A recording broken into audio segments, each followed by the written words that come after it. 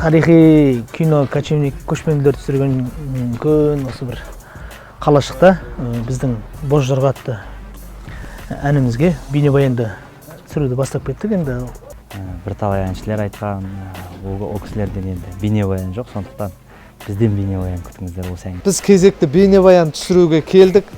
Міне осындай керемет жерде түсіреміз. Бұл бейнебаянның аты Бозжорға. Қалай болатын бір Алла біледі ғой. Бірақ қазіргі процесс өте жақсы, көңіл күйім жақсы. Біз енді қазір керемет бір жерге барамыз, кісіге жолығамыз. Әділет Тамиров деген бүгінгі біздің Бозжорға бейнебаянның тағы да бір геройы. Атмосфера жақсы. Негізі мына жерде болған жоқпын. Алдынан бері өзімде ойлап жүрген, осы жерде бір клип түсірсем дегендей ой болған. Сол сәтті деп тұр, как раз сіздердің клиптеріңіз арнайы бүгін Алла бұйырса өзімдегі арсенал қандай бар, соның бәрін көрсетуге дайынбыз бұйырса. Енді бізде тағы да бір геройымыз бар.